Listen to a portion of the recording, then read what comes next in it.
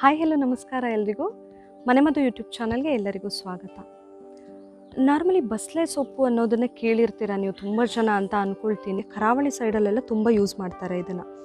So ಬಸಳೆ ಸೊಪ್ಪಿಂದ ಏನೇನು health benefits ಇದೆ ಅಂತ ಹೇಳಿ ತುಂಬ ಜನಕ್ಕೆ ಗೊತ್ತಿರಲ್ಲ.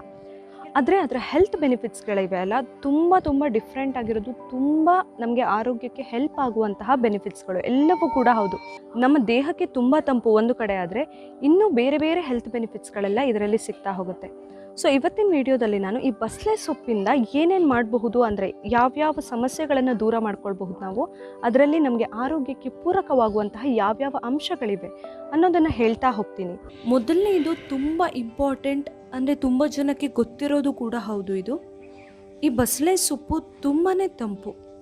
ನಮಗೆ ಯಾವಾಗ ದೇಹದ ಉಷ್ಣತೆ ಜಾಸ್ತಿ ಆಗಿರುತ್ತೆ, ಎಲ್ಲ ಏನಾದರೂ ಪ್ರಾಬ್ಲಮ್ಸ್ ಎಲ್ಲ ಸ್ಟಾರ್ಟ್ ಆಗಿರುತ್ತೆ ಉಷ್ಣ ಜಾಸ್ತಿ ಆಗಿ, ಆವಾಗ ನಾವು ಈ ಬಸಳೆ ಸೊಪ್ಪನ್ನು ತಿನ್ನಬೇಕು. ಅಲ್ಲದೆ ನಾವು ರೆಗ್ಯುಲರ್ ಆಗಿ ತಿಂತಾ ಇರೋದ್ರಿಂದ ಕೂಡ ದೇಹದ ಉಷ್ಣತೆನ ಬ್ಯಾಲೆನ್ಸ್ ಮಾಡೋದಕ್ಕೆ ಇದು ಹೆಲ್ಪ್ ಮಾಡುತ್ತೆ.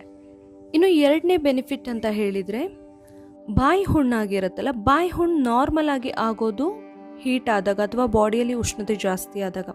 ಸೊ ಈ ಮೌತ್ ಅಲ್ಸರ್ ಇರುವಾಗ ಕೂಡ ಈ ಬಸಳೆ ಸೊಪ್ಪನ್ನು ಒಂದೆರಡು ಎಲೆನ ಬಾಯಲ್ಲಿ ಇಟ್ಕೊಂಡು ಅಗಿಯೋದ್ರಿಂದ ಕೂಡ ಅದು ತಂಪು, ಜೊತೆಗೆ ಅದರಲ್ಲಿರೋ ಬೇರೆ ಬೇರೆ ವಿಟಮಿನ್ಸ್ಗಳು, ಪೋಷಕಾಂಶಗಳು ಎಲ್ಲವೂ ಇರೋದ್ರಿಂದ ನಮ್ಮ ಬಾಯಿ ಹುಣ್ಣನ್ನು ಕಡಿಮೆ ಮಾಡ್ಕೊಳ್ಳೋದಕ್ಕೆ ಇದು ತುಂಬಾ ಹೆಲ್ಪ್ ಆಗುತ್ತೆ. ಇನ್ನು ಮೂರನೇ ಬೆನಿಫಿಟ್ ಅಂತ ಹೇಳಿದರೆ, ಕಾನ್ಸ್ಟಿಪೇಷನ್ ಕಡಿಮೆ ಮಾಡ್ಕೊಳ್ಳೋದಕ್ಕೆ ಅಥವಾ ಮಲಬದ್ಧತೆ ಪ್ರಾಬ್ಲಮಿಂದ ಹೊರಗೆ ಬರೋದಕ್ಕೆ ಈ ಬಸಳೆ ಸೊಪ್ಪು ಹೆಲ್ಪ್ ಮಾಡುತ್ತೆ. ಇದರಲ್ಲಿ ನಾರಿನಂಶ ಜಾಸ್ತಿ ಅಥವಾ ಲೋಳೆ ಆಗಿರುತ್ತಲ್ಲ, ಇದರಿಂದಾಗಿ ನಮ್ಮ ಡೈಜೆಷನ್ ಕರೆಕ್ಟಾಗಿ ಆಗಿ ಮೋಷನ್ ಈಸಿಯಾಗಿ ಹೊರಗಡೆ ಹೋಗುತ್ತೆ, ಕ್ಲಿಯರ್ ಆಗಿ ಹೋಗುತ್ತೆ. ಆವಾಗ ನಮಗೆ ಕಾನ್ಸ್ಟಿಪೇಷನ್ ಪ್ರಾಬ್ಲಮ್ ಬರೋದಿಲ್ಲ. ಈಗ ನಾಲ್ಕನೇ ಬೆನಿಫಿಟ್ ಅಂತ ಹೇಳಿದರೆ, ಇದು ನಾನು ಹೇಳ್ದಂಗೆ ಇದು ತುಂಬಾ ತಂಪು.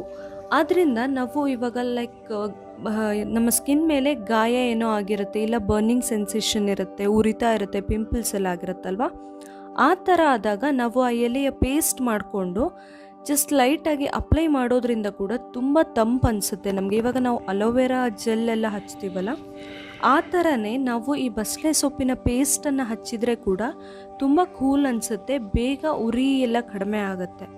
ಬಸಳೆ ಸೊಪ್ಪಿನ ನೆಕ್ಸ್ಟ್ ಬೆನಿಫಿಟ್ ಅಂದರೆ ಐದನೇ ಬೆನಿಫಿಟ್ ನಾನು ಹೇಳ್ತಾ ಇರೋದು, ಯಾರಿಗೆ ಅಯನ್ ಡೆಫಿಷಿಯನ್ಸಿ ಇರುತ್ತೆ, ಅಂದರೆ ಕಬ್ಬಿಣಾಂಶದ ಕೊರತೆ ಇರುತ್ತೆ ದೇಹದಲ್ಲಿ, ಅಂಥವರಿಗೆ ಈ ಬಸಳೆ ಸೊಪ್ಪು ತುಂಬಾ ಹೆಲ್ಪ್ ಆಗುವಂಥದ್ದು. ಇವಾಗ ಅಯನ್ ಡೆಫಿಷಿಯನ್ಸಿಯಿಂದ ಇರ್ಬೋದು, ಕೆಲವರಿಗೆ ಅನಿಮಿಯಾ ಎಲ್ಲ ಆಗುತ್ತಲ್ಲ, ಅಂಥವರಿಗೆ ಕೂಡ ಈ ಬಸಳೆ ಸೊಪ್ಪು ತುಂಬಾ ಒಳ್ಳೆಯದು. ಸೊ ರೆಗ್ಯುಲರ್ ಆಗಿ ಏನಾದರೂ ಅಡುಗೆ ಎಲ್ಲ ಮಾಡಿಕೊಂಡು ಅದರಿಂದ ಯೂಸ್ ಮಾಡ್ತಾ ಇದ್ದರೆ ಈ ಅಯನ್ ಡೆಫಿಷಿಯನ್ಸಿ ಎಲ್ಲ ಬರೋದಿಲ್ಲ.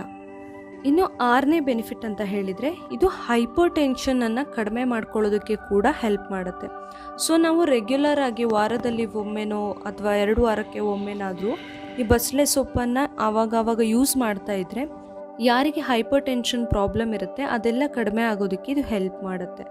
ಇನ್ನು ಏಳನೇ ಬೆನಿಫಿಟ್ ಅಂತ ಹೇಳಿದರೆ, ಇದು ತುಂಬ ತಂಪು ಅಂತ ನಾನು ಆವಾಗಲೇ ಹೇಳಿದೆ ಅಲ್ವಾ.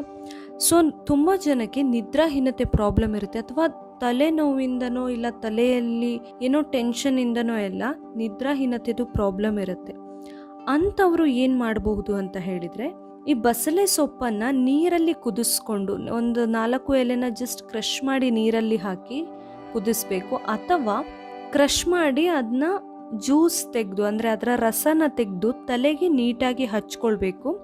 ಸ್ನಾನಕ್ಕಿಂತ ಅರ್ಧ ಗಂಟೆ ಮುಂಚೆ ಹಚ್ಕೊಂಡು ತಲೆ ವಾಶ್ ಮಾಡಿದಾಗ ಏನಾಗುತ್ತೆ, ತಲೆ ತುಂಬ ತಂಪಂತ ಅನಿಸುತ್ತೆ ನಮಗೆ. ನೆತ್ತಿ ಇರ್ಬೋದು, ಇಡೀ ತಲೆ ಇರಬಹುದು, ತುಂಬ ಫ್ರೀ ಫೀಲ್ ಆಗುತ್ತೆ, ಜೊತೆಗೆ ತುಂಬ ತಂಪು ಅನಿಸುತ್ತೆ. ಇದರಿಂದ ಯಾರು ನಿದ್ರಾಹೀನತೆ ಪ್ರಾಬ್ಲಮ್ ಇರುತ್ತೆ ಟೆನ್ಷನ್ನಿಂದ ಎಲ್ಲ, ಅಂಥವ್ರಿಗೆ ತುಂಬ ರಿಲೀಫ್ ಅನಿಸುತ್ತೆ. ಸೊ ನಿದ್ದೆ ಕೂಡ ಚೆನ್ನಾಗಿ ಬರುತ್ತೆ. ಇನ್ನು 8ನೇ ಬೆನಿಫಿಟ್ ನಾನು ಹೇಳ್ತಾ ಇರೋದು, ಇದು ತಾಯಿ ಎದೆ ಹಾಲು ಜಾಸ್ತಿ ಆಗೋದಕ್ಕೆ ಕೂಡ ಹೆಲ್ಪ್ ಮಾಡುವಂಥದ್ದು ಬಸಳೆ ಸೊಪ್ಪು. ಇದರಲ್ಲಿ ಬೇರೆ ಬೇರೆ ರೀತಿಯ ವಿಟಮಿನ್ಸ್ಗಳು, ಪೋಷಕಾಂಶಗಳು, ಮಿನರಲ್ಸ್ಗಳೆಲ್ಲ ಇರೋದ್ರಿಂದ ಇದು ತಾಯಿ ಎದೆ ಹಾಲು ಜಾಸ್ತಿ ಮಾಡೋದಕ್ಕೆ ಕೂಡ ತುಂಬಾ ಹೆಲ್ಪ್ ಆಗುವಂಥದ್ದು. ಇನ್ನೊಂದು 9ನೇ ಬೆನಿಫಿಟ್ ಅಂತ ಹೇಳಿದರೆ, ಇದರಲ್ಲಿ ಆ್ಯಂಟಿ ಏಜಿಂಗ್ ಪ್ರಾಪರ್ಟಿ ಇದೆ. ಅಂದರೆ ನಮ್ಮ ಚರ್ಮ ಎಲ್ಲ ಕಾಂತಿಯುತವಾಗಿರಬೇಕು, ಅಥವಾ ತುಂಬ ವಯಸ್ಸಾದವರಂತೆ ಕಾಣಬಾರ್ದು, ತುಂಬ ಯಂಗಾಗಿ ಇರಬೇಕು ಅಂದರೆ ನಾವು ಆದಷ್ಟು ಈ ಬಸಳೆ ಸೊಪ್ಪನ್ನು ಯೂಸ್ ಮಾಡಬೇಕು ಅಡುಗೆಯಲ್ಲೆಲ್ಲ. ಜೊತೆಗೆ ಅದರ ಪೇಸ್ಟ್ ಮಾಡಿ ನಾವು ಮುಖಕ್ಕೆ ಅಥವಾ ಕೈಗೆ ಎಲ್ಲ ಅಪ್ಲೈ ಮಾಡಿ ಲೈಟಾಗಿ ಮಸಾಜ್ ಮಾಡಿ ಆಮೇಲೆ ವಾಶ್ ಮಾಡೋದ್ರಿಂದ ಕೂಡ ನಮ್ಮ ಸ್ಕಿನ್ನಲ್ಲಿ ಏನಾದರೂ ಸುಕ್ಕು ಥರ ಆಗಿದ್ದರೆ ಇಲ್ಲ ತುಂಬ ಏಜ್ ಆದವ್ರ ಥರ ಎಲ್ಲ ಕಾಣಿಸ್ತಾ ಇದ್ದರೆ ಎಲ್ಲವೂ ಕೂಡ ಕಡಿಮೆಯಾಗಿ ಯಂಗಾಗಿ ಕಾಣೋಕ್ಕೆ ಹೆಲ್ಪ್ ಆಗುತ್ತೆ. ಇನ್ನು ಲಾಸ್ಟ್ ಬೆನಿಫಿಟ್ ನಾನು ಹೇಳ್ತಾ ಇರೋದು ತುಂಬ ಇಂಪಾರ್ಟೆಂಟ್ ಇದು. ಇದರಲ್ಲಿ ಈ ಬಸಳೆ ಸೊಪ್ಪಲ್ಲಿ ವಿಟಮಿನ್ ಎ ತುಂಬಾ ಜಾಸ್ತಿ ಇದೆ. ಸೊ ಈ ವಿಟಮಿನ್ ಎ ತುಂಬ ಜಾಸ್ತಿ ಇರೋದ್ರಿಂದ ಯಾರಿಗೆ ಕಣ್ಣಿನ ಸಮಸ್ಯೆ ಇರುತ್ತಲ್ಲ, ಕಣ್ಣಿನ ದೃಷ್ಟಿಯ ಪ್ರಾಬ್ಲಮ್ ಇರಬಹುದು, ಇಲ್ಲ ಕಣ್ಣಿನ ಯಾವುದೇ ಸಮಸ್ಯೆ ಇರಬಹುದು, ಈ ಎಲ್ಲ ಸಮಸ್ಯೆ ಕಡಿಮೆ ಮಾಡ್ಕೊಳ್ಳೋದಕ್ಕೆ ಈ ವಿಟಮಿನ್ ಎ ಅನ್ನೋದು ತುಂಬ ಇಂಪಾರ್ಟೆಂಟಾಗಿ ಬೇಕಾಗುತ್ತೆ. ಸೊ ಈ ಬಸಳೆ ಸೊಪ್ಪಲ್ಲಿ ವಿಟಮಿನ್ ಎ ಇರೋದ್ರಿಂದ ನಾವು ಆದಷ್ಟು ಬಸಳೆ ಸೊಪ್ಪನ್ನು ಯೂಸ್ ಮಾಡ್ತಾ ಇದ್ದರೆ ಕಣ್ಣಿನ ಪ್ರಾಬ್ಲಮ್ ಎಲ್ಲ ಕೂಡ ಕಡಿಮೆ ಆಗುತ್ತೆ. ಜೊತೆಗೆ ನಮ್ಮ ರೋಗ ನಿರೋಧಕ ಶಕ್ತಿ ಕೂಡ ಜಾಸ್ತಿ ಆಗುತ್ತೆ. ಇದು ಇಮ್ಯುನಿಟಿ ಬೂಸ್ಟರ್ ಥರ ಕೂಡ ವರ್ಕ್ ಮಾಡುತ್ತೆ. ಹಾಗಾಗಿ ನಾವು ಆದಷ್ಟು ನಮ್ಮ ಅಡುಗೆಯಲ್ಲಿ ಅಥವಾ ನಮ್ಮ ದಿನನಿತ್ಯದ ಯಾವುದಾದ್ರೂ ನಾವು ಅಡುಗೆ ಮಾಡೋದ್ರಲ್ಲೆಲ್ಲ ಈ ಬಸಳೆ ಸೊಪ್ಪನ್ನು ಯೂಸ್ ಮಾಡಬೇಕಾಗತ್ತೆ.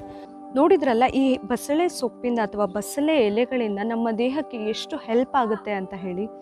ಇವತ್ತಿನ ಈ ವಿಡಿಯೋ ನಿಮಗೆ ಇಷ್ಟ ಆಗಿದ್ರೆ ಅಥವಾ ನಾನಿಲ್ಲಿ ಹೇಳಿರುವಂತಹ ಎಲ್ಲ ಹೆಲ್ತ್ ಟಿಪ್ಸ್ಗಳು ಬಸಳೆ ಸೊಪ್ಪಿನ ಬಗ್ಗೆ ನಿಮಗೆ ಇಷ್ಟ ಆಗಿದ್ದರೆ ಪ್ಲೀಸ್ ನನ್ನ ಮನೆಮದ್ದು ಯೂಟ್ಯೂಬ್ ಚಾನಲ್ನ ಸಬ್ಸ್ಕ್ರೈಬ್ ಮಾಡಿ, ಹಾಗೆ ಈ ವಿಡಿಯೋನ ಲೈಕ್ ಮಾಡಿ, ಶೇರ್ ಮಾಡಿ, ಕಮೆಂಟ್ಸ್ ಮಾಡಿ. ಇದೇ ತರಹ ನನ್ನ ಎಲ್ಲ ವಿಡಿಯೋಗಳನ್ನು ನೋಡಿ ಸಪೋರ್ಟ್ ಮಾಡಿ. Thank you.